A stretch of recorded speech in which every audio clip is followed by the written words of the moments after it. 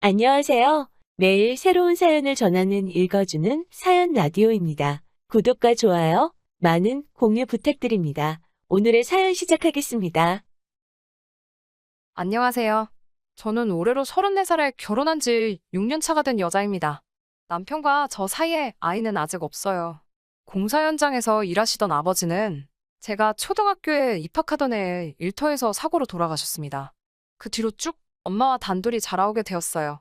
평범한 주부였던 어머니는 혼자 몸으로 저를 키우시느라 고생하셨어요. 그냥 평범한 아이였던 저에게 어떤 기대를 하셨던 건지 고향의 제 취자리를 알아놓으셨다는 할아버지의 말에도 엄마는 저의 교육을 이유로 시골로 돌아가지 않으셨습니다. 그 고집 때문에 엄마는 다른 친척분들과도 연을 끊고 살아가시게 되었어요. 갖은 고생 다 하시면서 저를 키워주셨고, 저도 그 기대에 부응하고자 서울대는 아니지만 서울에 있는 명문대에 입학을 할 수 있게 되었습니다. 그때까지도 나아지지 않던 가정 형편 때문에 대학교 입학을 포기하고 저도 취직 전선에 뛰어들고 싶었었지만, 엄마는 제가 좋은 대학을 졸업하면 더 좋은 기회를 가질 수 있다고 하시며 제가 회사에 취직할 때까지 저를 도와주셨어요. 유난스러운 부분이 있었지만 반대로 생각하면 정말 저만을 위해 살아오셨다고 해도 과언이 아닐 정도로 저와 관련된 일이라면 모든 일에 엄마는 발벗고 나서주셨고 저에 대한 기대를 저버리지 않았습니다. 그런 친정엄마와 저는 정말 애틋하게 지냈습니다. 정말로 남들보다 뛰어난 것 하나 없는 저였기 때문에 대학교를 졸업하고 평범한 회사에 취직하게 되었지만 취직이 결정된 그날에 엄마와 서로 부둥켜 안고 하루 종일 울었습니다. 그렇게 저를 아껴주시던 어머니를 2년 전에 잃고 말았습니다. 엄마를 잃은 충격보다 그로 인해 벌어진 어이없는 사건에 대해서 한번 이야기를 해보려고 합니다. 남편은 제가 회사를 다닐 때 만나게 되었습니다. 동갑내기라 그런지 친구 같은 모습이 참 좋았던 남편은 서글서글한 그 성격에 제가 사랑하는 친정엄마에게도 너무 잘했습니다. 집에 여자만 둘뿐인 걸 알게 된 남편은 발벗고 나서서 저희 모녀를 참 많이 도와줬어요. 저는 남편에게 많은 호감을 느꼈고 그렇게 1년 정도의 연애 기간을 보내고 결혼을 하게 되었습니다. 저희 집이 사정이 좋은 편은 아니었지만 그렇다고 남편의 집과 비교했을 때 엄청나게 큰 차이가 나는 정도는 아니었습니다. 남편이 모아둔 돈과 시댁에서 돈을 어느 정도 해주셔서 대출을 끼고 서울에 집을 구해서 신혼생활을 시작하게 되었습니다. 저도 시집을 갔으니 더 이상 서울에서 치열하게 살고 싶지 않으시다면서 서울에서 지내시던 전셋집을 빼서 제 혼수와 나머지 결혼 자금을 대주시고 어머니는 혼자서 지방 소도시로 이사를 가셨어요. 친정엄마와 멀리 떨어지게 된 건 제 인생에서 이번이 처음이라 많이 걱정되었지만 엄마는 저 아니었으면 진작에 떠났을 서울이라며 걱정하지 않아도 된다고 당부를 하시더라고요.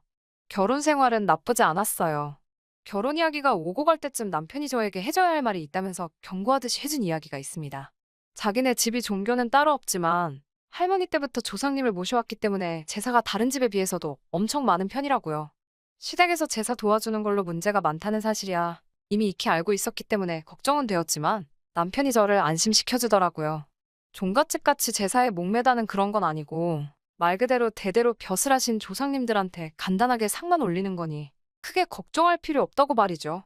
자기도 제사를 왜 이렇게 지내나 싶고 자기뿐만 아니라 다른 가족들도 지긋지긋해해서 할머니가 살아계실 동안까지만 하기로 했다고. 남편 위로 형님이 한 분 계셨는데 자기가 장손도 아니고 형수님 하는 거 보니까 과일 깎는 거 정도만 도와주고 아무것도 하지 않는다고. 거기에 더불어 자기가 잘 이야기해서 제사 때마다 참석 안 할 수 있도록 한다고 약속을 했습니다. 하지만 결혼을 하고 나서 저는 시도 때도 없이 있는 조상님 제사의 대부분을 참석하기로 했습니다. 남편과 조건을 걸듯이 약속을 하나 했거든요. 제사를 몇 번 지내든지 다 참석을 할 수 있다고. 그 횟수는 상관이 없지만 명절 때만큼은 친정에서 더 오랜 시간을 보낼 수 있게 손 좀 써달라고요. 이미 이런 사정을 알고 있던 시댁에서도 달가워하지는 않았지만 그런 점을 이해해 주셨고 남편의 도움으로 명절에는 점심 저녁 식사만 하고 바로 친정으로 출발할 수 있게 허락해 주셨어요. 그래도 다른 남편의 형제들도 있고 해서 명절날이면 새벽같이 시댁에 올라가서 제사 준비를 돕거나 하는 걸 빼먹은 적은 한 번도 없었습니다. 그리고 결혼한 지 3년 차가 되던 해에 시할머니께서 돌아가시게 되면서 조상님께 매번 제사 드리는 걸 달가워하지 않던 시댁에서도 제사를 줄이기 시작해서 오히려 명절 때도 따로 제사를 안 올리게 되었습니다. 그리고 엄마가 돌아가신 2년 전 추석 연휴가 시작되었어요. 아직도 그날을 생각하면 후회가 많이 남습니다. 이래 시작은 시댁에서였어요. 평소처럼 새벽 일찍 도착해 명절 음식 준비를 도왔습니다. 시가에서 모여 저녁 식사가 끝나고 뒷정리를 전부 도와드린 뒤에 친정으로 출발할 준비를 하고 있었어요. 설거지를 끝내고 나오는데 운전을 해야 할 남편이 시댁 식구들과 술을 마시고 있더라고요. 남편에게 운전해야 되는데 무슨 술을 마시냐며 술잔을 뺐었는데 시어머니께 한 소리를 들었습니다. 하시는 말씀이 이제 매번 지내는 제사도 안 지내는데 시가에서 하루도 머물지 않고 친정으로 가는 건 너무 불공평하지 않냐면서요. 제사를 안 지내게 된 만큼 시가에서 반, 친정에서 반을 보내라고 말씀하셨습니다. 저희 어머니가 저를 보고 싶어 하는 만큼 시어머니도 그동안 아들이 보고 싶었으니 이해해달라고요. 차라리 미리 말씀해 주셨으면 좋았겠다는 생각을 했지만 시어머니의 말이 틀린 말은 아니고 충분히 시어머니나 남편의 입장도 이해가 갔기 때문에 다음날 점심 늦지막히까지 시댁에서 더 머물게 되었습니다. 저녁에 엄마하고 통화를 했는데 시간적인 여유가 많이 생기셨으니 제가 좋아하는 음식들로 만나게 준비해 놓을 테니 시댁에서 맛있는 거 너무 많이 먹고 오지 말라며 저를 달래주시더라고요. 다음날 이제 출발한다고 엄마한테 전화를 하는데 전화를 받지 않으셨어요. 전날에 도착하기로 1시간대쯤이면 충분히 도착할 것 같아서 엄마는 음식 준비하신다고 정신이 없으신가 싶어 별 다른 생각 없이 출발하게 되었습니다. 친정에 도착해서 아무리 현관문에서 엄마를 불러도 아무 대답이 없으셨어요.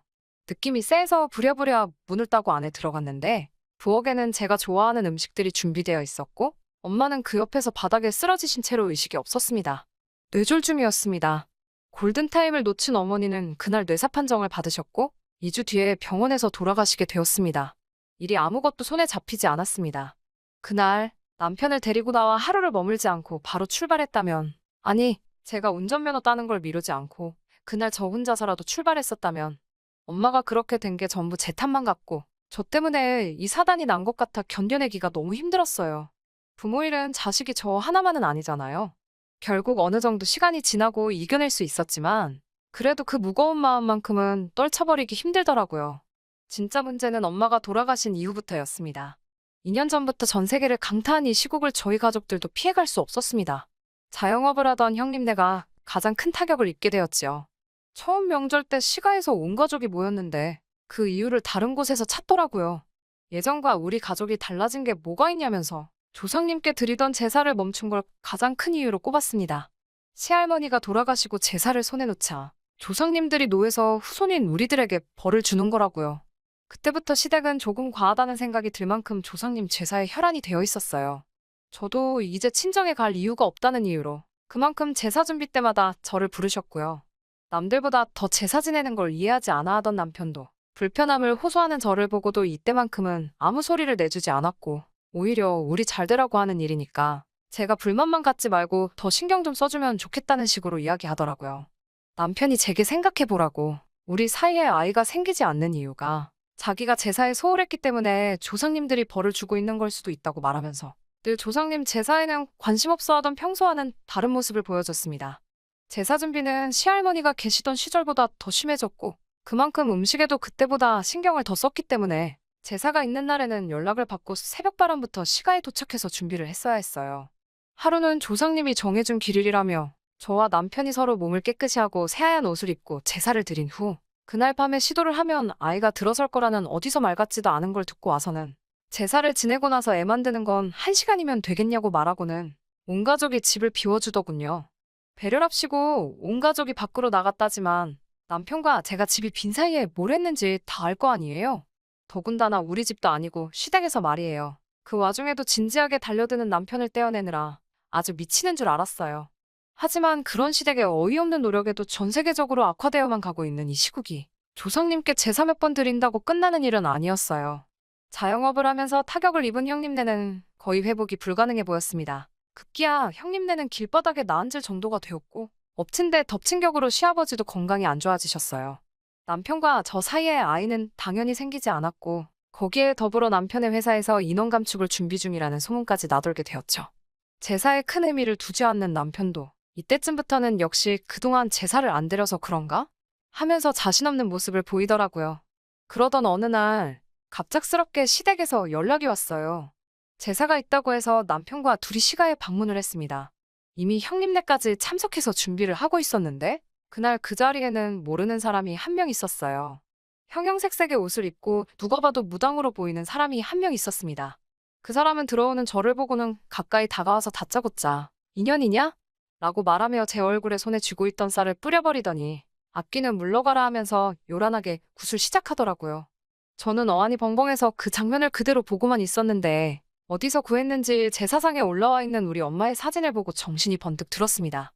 그 무당은 이리저리 돌아다니면서 혼잣말로 계속 짓거려대다가 다시 어디서 쌀을 한 줌 집어와서 엄마 사진에 뿌려버리더니 쌀이 가득 담긴 바가지를 제사상 앞에 올려놓더라고요. 그러고선 제 손을 잡아 끌고 와서 저보고 엄마 사진 앞에 놓아둔 바가지를 밟아서 어서 깨부수라고 하는 거 아니겠어요. 그래야 엄마가 구천을 떠나 좋은 곳으로 가신다고요. 저는 도무지 이게 뭐 하는 짓인가 이해를 할 수 없어서 이게 다 뭐 하고 있는 거냐고 있는 대로 소리를 질렀지요.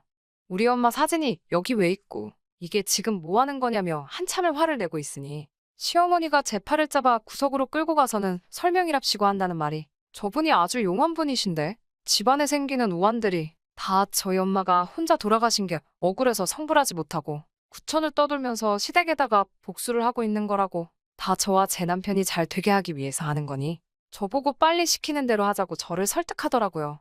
어이없어서 남편을 쳐다봤는데 항상 제 편을 들어줬던 남편도 이게 별다른 의미가 있는 게 아니라 장모님 좋은 곳으로 보내드리려고 하는 거니까 나쁜 쪽으로만 생각하지 말라며 오히려 저를 설득하는 게 아니겠어요? 남편의 그런 모습에 화가 또 나서 넌 이걸 다 알고 있었는데도 나한테 아무 말도 안 한 거냐고 화를 냈더니 고개만 숙이고 아무 대답도 못하고 있더군요. 아무리 엄마가 그날 돌아가셨다는 게 천명이었고 거스를 수 없는 일이라고 한다고 해도 이건 해도 너무한 거잖아요. 그동안 엄마가 돌아가신 것에 대해서 저는 항상 저의 부족함을 탓했지. 그날따라 하루를 더 머물게 한 시댁의 잘못이라고 생각하거나 그때 왜 그랬냐며 시댁을 탓한 적도 한 번도 없었거든요.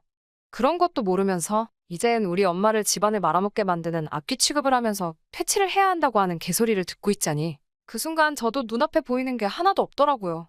그 길로 저를 붙잡는 시어머니를 뿌리치고 제 사상부터 구판까지 하나둘씩 전부 뒤집어 엎어버렸습니다. 고래고래 소리를 지르면서 그 대단한 시댁 조상들 욕을 하기 시작했어요.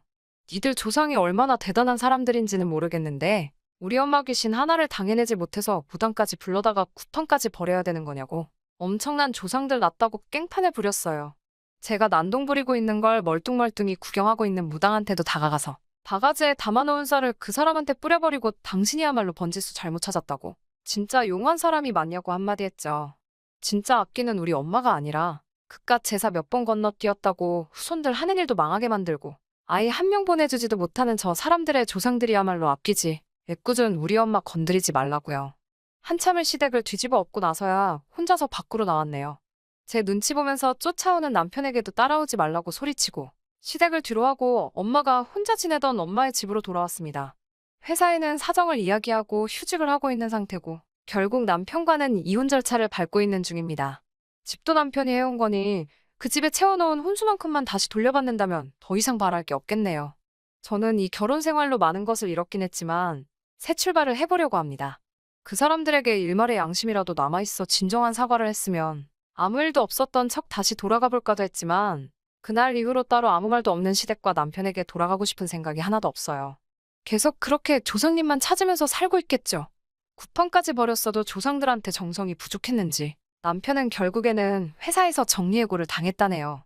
건강이 안 좋아지셨던 시아버지는 아무 일 없었지만 시어머니가 결국엔 유행병에 걸리셨다는 소문을 들었어요. 형님네 가게가 망한 건 말할 것도 없고요. 혹시나 이 사연을 들으시는 분들 중에 조상님을 모시는 분들이 계시다면 제가 그걸 비하를 할 의도가 있다거나 한 게 아니니 넓은 마음으로 이해해 주셨으면 합니다. 그리고 새로운 삶을 시작할 저도 응원해 주세요. 긴 이야기 끝까지 들어주셔서 감사합니다. 긴 이야기 들어주셔서 감사합니다. 오늘의 사연은 여기까지입니다. 구독과 좋아요, 알람 설정해주시면 앞으로 더 좋은 사연으로 찾아오겠습니다. 감사합니다.